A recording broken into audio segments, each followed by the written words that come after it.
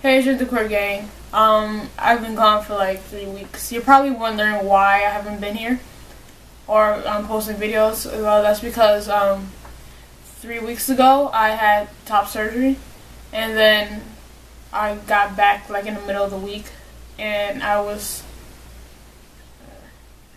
then the second week I still wasn't really up to posting videos, so that didn't happen. And then last week, I really don't have much of an excuse why I didn't post last week. I'm really sorry about that. I was just being lazy. After not going to class and going to work for like 2 weeks, I just started getting lazy. But now I'm posting a video this week, so I should be up to posting regularly again. So I guess I'll just go through all the questions that I missed and try and touch on anything that I feel is really important or that I feel is worthy of me mentioning. Or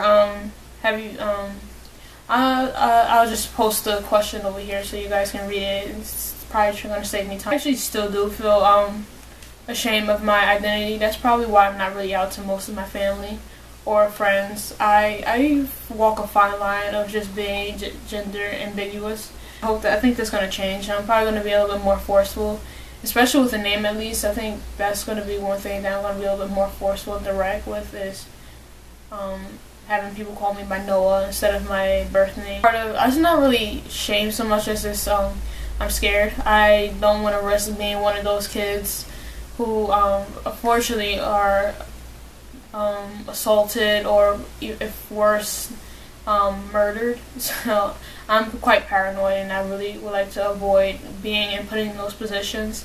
So I just don't bring up my gender identity because it brings up a lot of negative reactions from some ignorant people. So I just avoid the whole thing and just don't tell them my gender or my gender identity.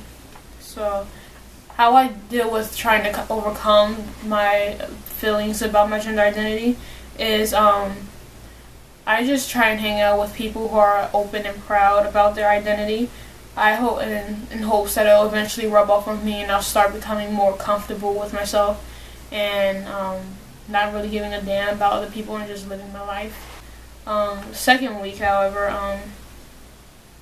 I don't really know if I have much to say about that. Oh, never mind. That was a really good week. I was actually kind of sad that I had to miss it. How do I show or celebrate Pride? Well, I go to Pride. I go to Pride in New York City. If any of you guys are going, I think it's next week. It's June 30th.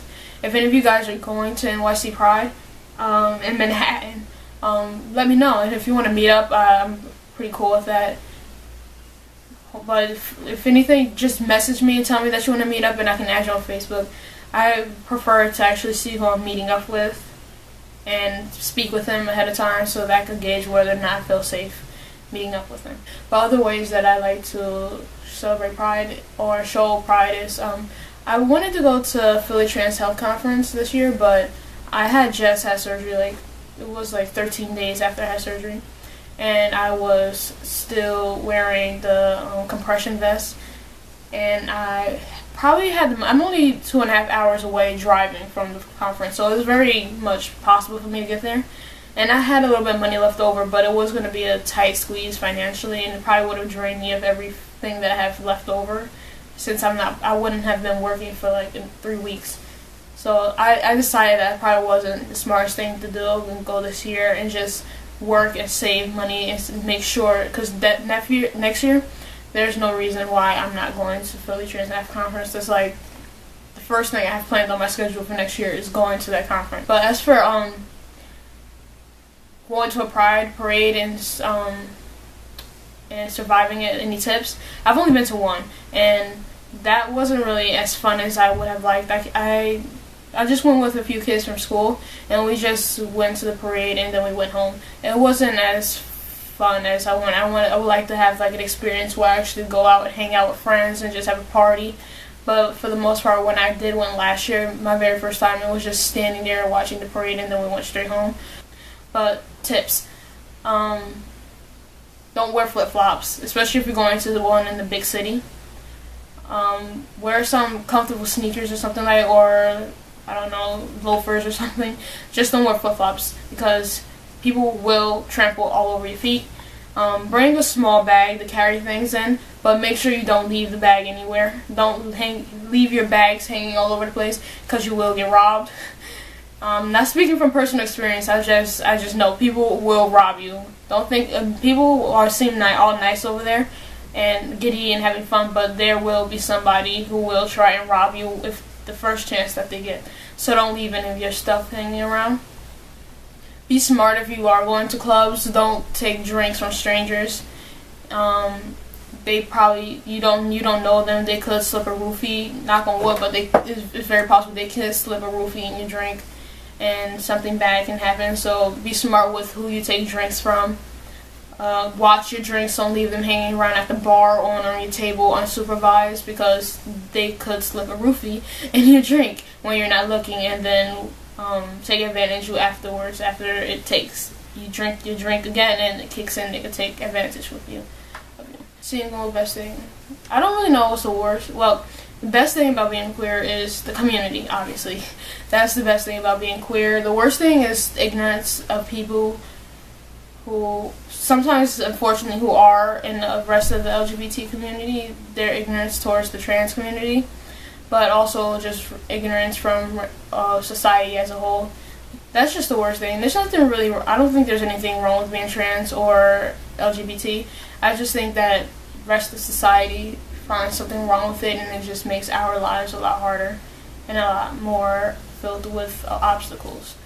Who in the LGBT community do I feel is most inspiring? I don't really know if I find anybody super inspiring, but there are a few people who I look up to or who I just like. I like Anderson Cooper. I like Clay Aiken. Don't judge me. If you look around my room, I have posters with his name, his face, and my screensaver is actually Clay Aiken's face.